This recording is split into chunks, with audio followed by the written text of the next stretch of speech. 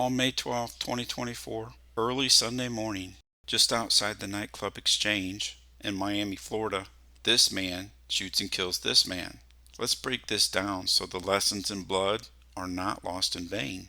Hey guys, retired Lieutenant Todd Heaton here with Humilitas First. Okay, so what do we know based upon the reporting of this incident? The unjust aggressor, he was ejected from the nightclub for trying to fight with patrons and security inside the bar. Eventually, he leaves on his own and he goes to his car, pulls up in front of the establishment, and he gets out of his car, where he shoots and kills the bouncer. Let's rewind this to the beginning of this video and start there.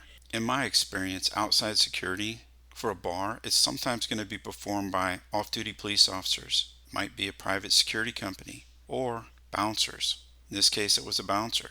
Lesson number one: when a patron's actions are so bad that they're trying to fight with people and they have to be ejected, some member of the security team should be delegated to watch that person leave the bar and go to their car. Now, this is within reason. I'm not advocating to follow the guy off property. That could lead to other problems. But if it's within line of sight, like on the public street here, or if there's a private parking lot that's part of the business, then yeah, we want to see what car they get into. Why?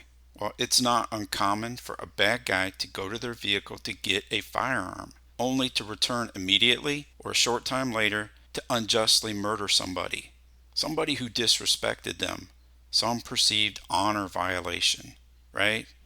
Lesson number two: if they do drive off property and we happen to see what vehicle they got in, we're going to want to make sure that security personnel are aware of that vehicle description. Why? Well, in the event that they do exactly what this guy did, which is double park right in front of the business to, return with the firearm for some revenge. This leads me to lesson number three. See how the bouncer is talking to this other gentleman standing next to him? That conversation is a distraction. That distraction, it interferes with his ability to recognize that the guy that just got kicked out is not only closing the gap with him, but he's also drawing a pistol from concealment. In law enforcement, there was this tactic that we used called contact and cover. The cover officer's job was to maintain an offset position with a clear foreground and a clear background, and to watch for an unjust draw from concealment, and then to appropriately deal with that imminent threat of great bodily harm or death. That was his only job. He was not supposed to get involved in or become distracted in conversations. It wasn't personal, it was just business. To avoid something like this, if you want to avoid or be able to properly deal with a violent confrontation, you have to understand timing and positioning. So part of the timing thing here is that this patron just got kicked out of the bar for trying to fight with people. The role of exterior security is going to be to act in a similar way as a cover officer would act. They shouldn't be getting distracted in conversations. They should be focused on looking for the guy that just got kicked out. Now, in this case, the first opportunity to see and identify, oh, hey, that's the guy that just got kicked out. Considering the fact that it's unlikely that anybody watched this guy go to his car and the bouncers involved in this conversation, it's going to be here. It's going to be when he rounds this blind corner down here with this minivan. That's the opportunity.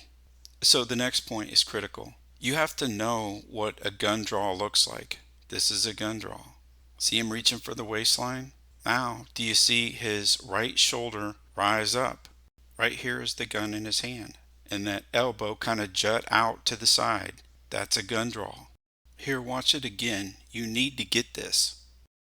Under these circumstances, you're going to need to do something like a retreating bill drill, and I hope you've done the work to get good at that. The fourth lesson, the last lesson I'm going to talk about here is, what's this bad guy's motivation? Is this a robbery? Does this guy want the bouncer's wallet, phone, or car keys? No, he wants his life. He wants payback for whatever perceived disrespect was shown to him. Too many people today are just unhinged. They are consumed and controlled by their passions, by their emotions. When the innocent victim here, when he sees and understands, oh, that guy's got a gun and he's pointing it at me, It's my belief, because they won't show us the full video, that he turns to get away from him. The news reports said there were 5 to 6 shots fired, and when the police arrived, they found the victim laying on the ground with several gunshot wounds to his back. So the final lesson here is, if you get caught distracted and now all of a sudden the bad guy is in your face raising a firearm, and there's good reasons to believe this isn't about money. He doesn't want your wallet. He doesn't want your phone. He doesn't want to take your car. This is about revenge.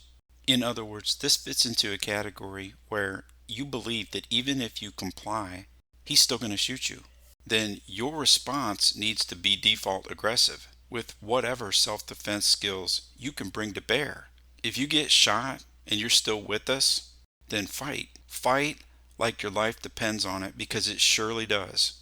The highest probability you have of continuing to live is to fight through the gunshot wound.